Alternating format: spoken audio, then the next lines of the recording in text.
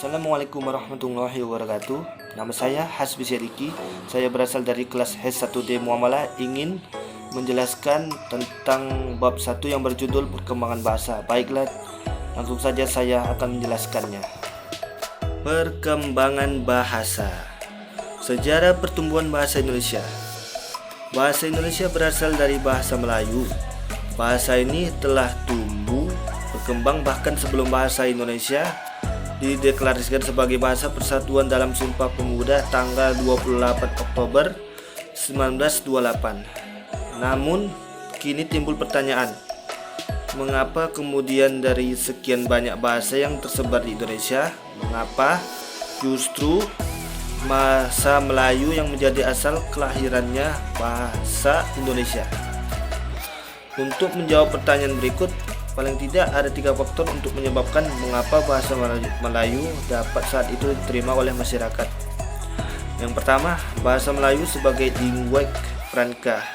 Bahasa Melayu sudah digunakan sebagai bahasa perdagangan sejak zaman Sriwijaya. Di sini bahasa Melayu menjadi bahasa yang dapat dipahami dan digunakan dalam perdagangan oleh berbagai suku yang memiliki latar belakang bahasa ibu yang berbeda. Sehingga dengan demikian bahasa Melayu menjadi lingua franca dalam aktivitas perdagangan.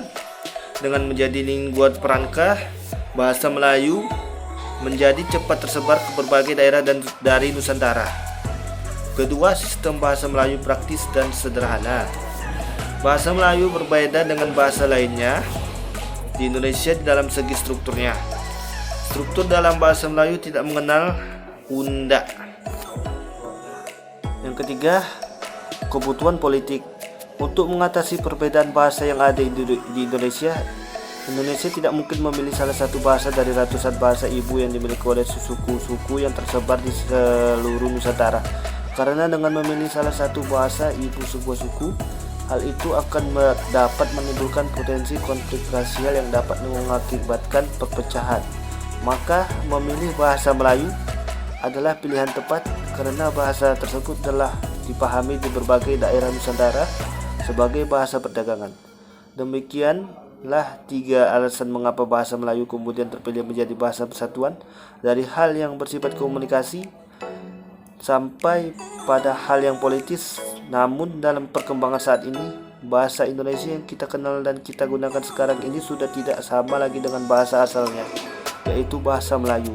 Banyak faktor yang mempengaruhi perkembangan tersebut. Di antara faktor tersebut adalah faktor waktu, politik, sosial budaya, dan iptek.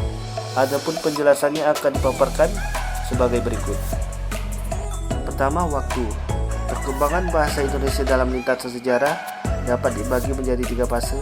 Fase pertama atau disebut dengan fase prakolonial.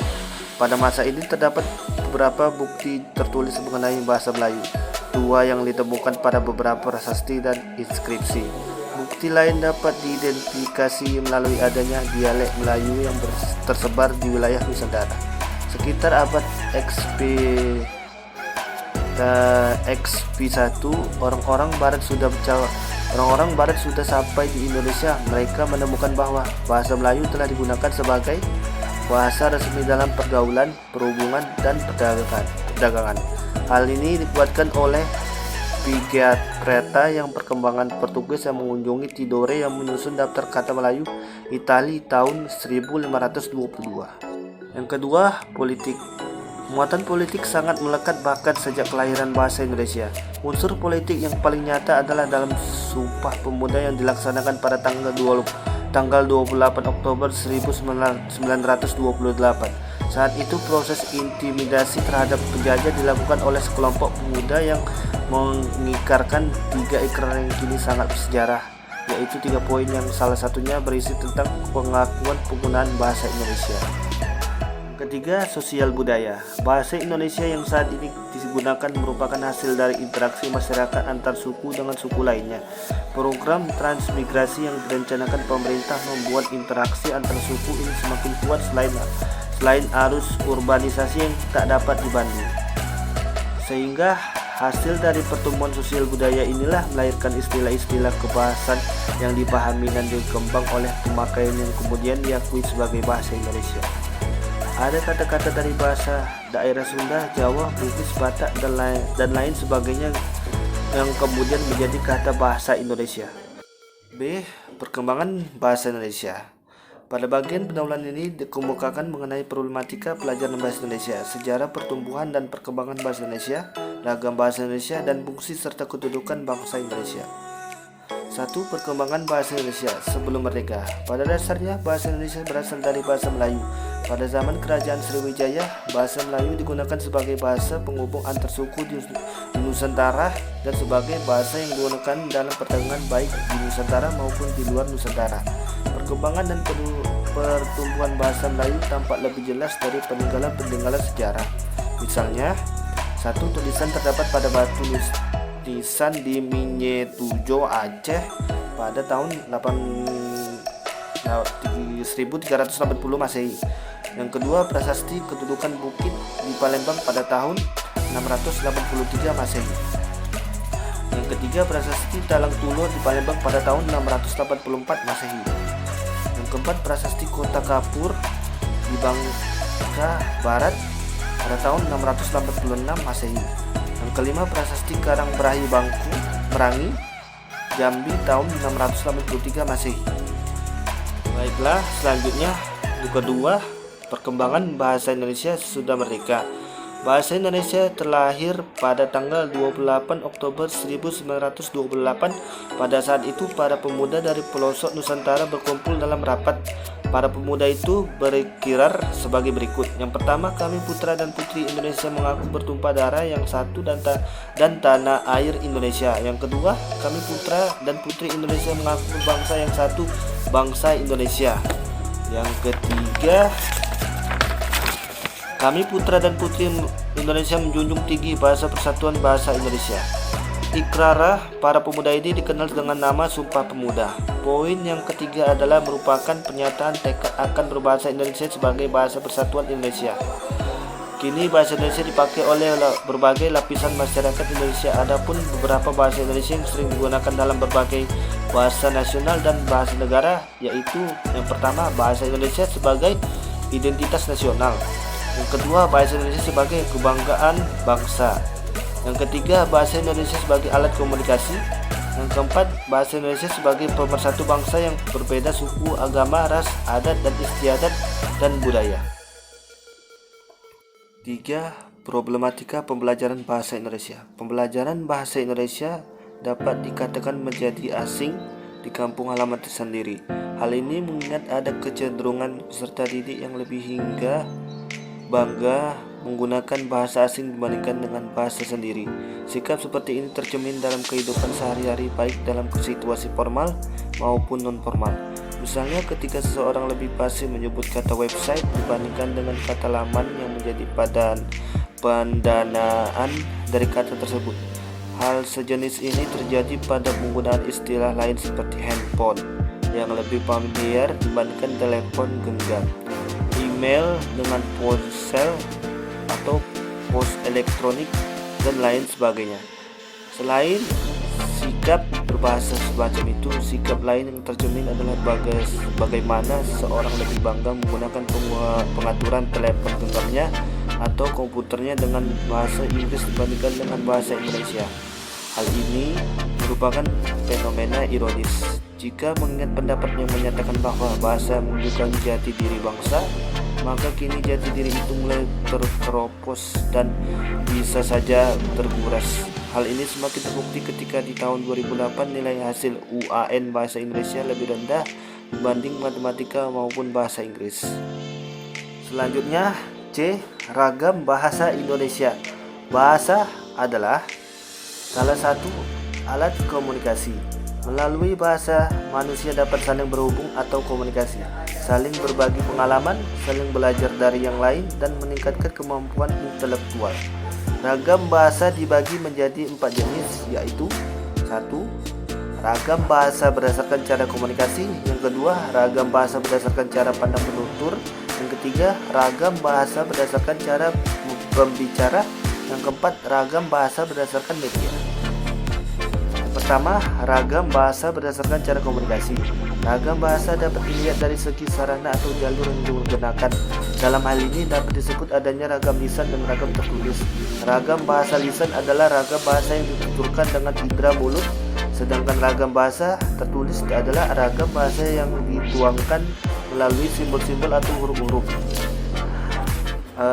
Dalam bahasa tulis, hal-hal tersebut tidak ada. Sebagai penggantinya harus dideskripsikan secara verbal. Umpamanya ketika seorang anak kecil menginginkan sebuah boneka pada sebuah toko, maka secara lisan anak tersebut sambil menunjuk atau mengarahkan pandangan pada toko boneka tersebut, ia cukup mengatakan, "Aku mau itu, Ibu." Tetapi dalam bahasa tertulis, karena ia cukup tidak ada unsur tersebut harus menulis, "Aku mau boneka itu, Ibu." Jadi secara eksplisit dapat menyebutkan kata boneka itu. Selanjutnya, 2. Ragam bahasa berdasarkan cara pandang penutur. Ragam atau variasi bahasa berdasarkan cara penuturnya terbagi menjadi beberapa jenis, yaitu ragam atau variasi. Bahasa pertama yang kita bisa lihat berdasarkan penuturnya adalah idiolek. Idiolek merupakan ragam bahasa yang dimiliki seseorang atau bisa dikatakan variasi bahasa yang bersifat perorangan. Setiap orang mempunyai variasi bahasa atau idioleknya masing-masing. Variasi idiolek ini berkenan dengan warna, suara, pilihan kata, gaya bahasa atau susunan kalimat, dan sebagainya. Namun yang paling dominan adalah warna suara, sehingga tidak bisa mengetahui hanya dengan mendengarkan suaranya tanpa melihat orangnya. Ketika kita mendengar mantan Presiden Republik Indonesia Soeharto berbicara, kita akan dengan mudah mengenalinya walaupun tanpa melihat orangnya. Sama halnya bila kita mendengar legenda Betawi Benyamin S. berbicara. Tanpa melihat sosoknya, kita akan mengetahui bahwa suara itu adalah suaranya Benyamin S. Namun tidak hanya dengan warna suara, kita dapat mengenali seseorang apabila kita sering membaca karya-karya Taufik Ismail Hamka, W.S. Rendra, dan sastrawan lainnya. Kita akan bisa mengenali tokoh-tokoh dari masing-masing sastrawan tersebut hanya dengan membaca karya-karyanya walaupun tidak dicantumkan nama mereka pada lembaran karya-karya mereka. Hal tersebut menandakan bahwa idiolek dimiliki oleh masing-masing orang. Variasi ragam bahasa dan tiap-tiap orang pasti berbeda sesuai dengan ciri khas masing-masing. Lain idiolek dalam ragam bahasa berdasarkan cara pandang penutur ini, kita juga mengenal yang namanya dialek. Dialek merupakan ragam bahasa atau variasi bahasa yang dipakai oleh kelompok anggota masyarakat. Variasi atau ragam bahasa ini digunakan oleh kelompok penuturnya yang jumlahnya relatif yang berbeda yang berada pada suatu tempat wilayah. Baiklah, selanjutnya nomor 3, ragam bahasa Indonesia berdasarkan media. Ditinjau dari media atau sarana yang digunakan untuk berdasarkan bahasa, ragam bahasa terdiri atas ragam bahasa lisan dan tulisan. A. Ragam bahasa lisan. Ragam bahasa melalui alat ucap dan dalam dinamakan ragam bahasa lisan. Sedangkan bahasa yang dihasilkan dengan memanfaatkan tulisan dengan huruf sebagai unsur dasar dinamakan ragam bahasa tulis. Ciri-ciri ragam bahasa lisan yaitu yang pertama, memerlukan orang kedua atau teman bicara. Yang kedua, tergantung situasi, kondisi, ruang, dan waktu. Yang ketiga, tidak harus memperhatikan unsur gramatikal, hanya perlu intonasi serta bahasa utuh. B. Bahasa tulisan. Dalam penggunaan ragam bahasa buku tulis, makna kalimat yang diungkapnya tidak ditunjang oleh pemakaian, sedangkan ragam bahasa baku lisan, makna kalimat yang diungkapkannya ditunjang oleh situasi pemakaian, sehingga kemungkinan besar terjadinya pelasapan unsur kalimat. Ciri-ciri ragam bahasa tulis: yang pertama, tidak memerlukan orang kedua atau teman bicara. Yang kedua, tidak tergantung situasi, kondisi, ruang, dan waktu. Yang ketiga, harus memperhatikan unsur gramatikal. Yang keempat, berlangsung lambat. Yang keempat, ragam bahasa berdasarkan topik pembicaraan. Seperti yang sudah dikemukakan sebelumnya, bahwa ragam atau variasi bahasa dapat terjadi karena interaksi yang berbeda-beda yang dilakukan oleh para penuturnya. Ragam atau variasi bahasa berdasarkan cara topik pembicaraan ini adalah ragam atau variasi bahasa yang digunakan berdasarkan bidang penggunaannya. Dalam dunia kedokteran, kita mengenal istilah-istilah yang hanya digunakan pada bidang kedokteran tersebut. dan tidak digunakan untuk komunikasi secara umum. Misalnya untuk menyebutkan penyakit ayan yang digunakan oleh masyarakat luas dalam bahasa kedokteran biasanya disebut epilepsi. Bahasa tersebut dinamai sesuai dengan bidang penggunaannya masing-masing. Kalau bahasa-bahasa yang digunakan di dunia kedokteran dinamakan bahasa kedokteran. Kalau bahasa-bahasa yang dipakai dalam kemiliteran dinamakan bahasa militer, dan seterusnya. Banyaknya ragam atau variasi bahasa ini sesuai dengan banyak bidang yang ada. Tidak hanya berdasarkan pada bidang penggunaannya, ragam bahasa ini juga bisa dibedakan berdasarkan tingkat keformalan. Berdasarkan tingkat keformalan ini, Jos dalam hikmat membaginya menjadi bahasa beku atau prosen, ragam resmi atau formal, ragam usaha atau konsulatif, ragam santai atau kasual, dan ragam akrab atau intimiate. D. Kedudukan bahasa Indonesia. Bahasa Indonesia memiliki kedudukan yang sangat penting dalam membentuk persatuan dan kesatuan Indonesia.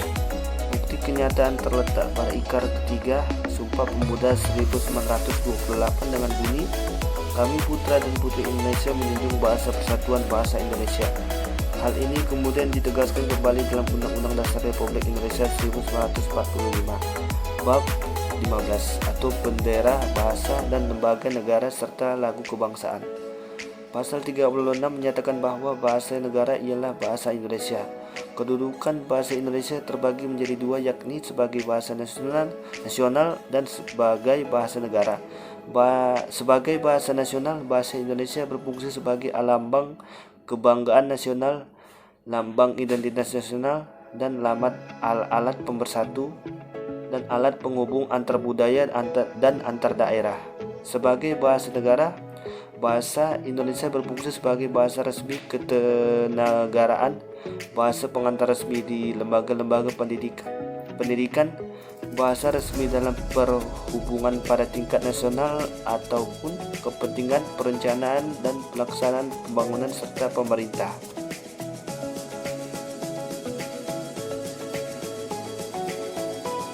Untuk lebih jelasnya, berikut ini akan disampaikan mengenai bahasa Indonesia sebagai bahasa nasional dan sebagai bahasa negara. Yang pertama, bahasa nasional. Kedudukannya berada di atas bahasa-bahasa daerah. Hasil perumusan seminar politik bahasa nasional yang diselenggarakan di Jakarta pada tanggal 25 sampai 28 Februari 1975 menegaskan bahwa kedudukannya sebagai bahasa nasional, bahasa Indonesia berfungsi sebagai yang pertama, A. Lembaga kebanggaan nasional. Yang kedua, B. Lambang identitas nasional. Yang ketiga, C. Alat pemersatu. Yang keempat, D. Alat penghubung antar budaya dan antar daerah. 2.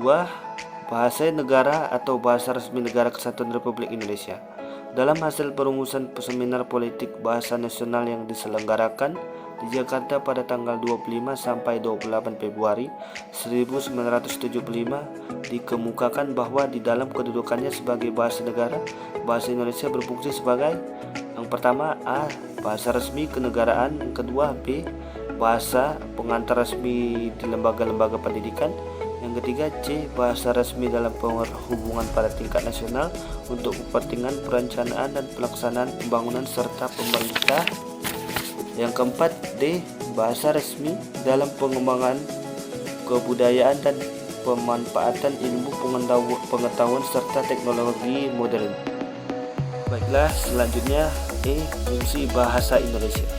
Bahasa memiliki dua fungsi, yaitu fungsi ini terbagi ke dalam fungsi umum dan fungsi khusus. Fungsi umum terdiri dari sebagai alat untuk mengungkapkan perasaan atau mengekspresikan diri, sebagai alat komunikasi, sebagai alat berintegrasi dan beradaptasi sosial, serta sebagai alat kontrol sosial. Adapun fungsi khusus terdiri dari mengadakan hubungan dalam pergaulan sehari-hari, mewujudkan seni atau sastra, mempelajari bahasa kuno, dan mengeksplorasi iptek.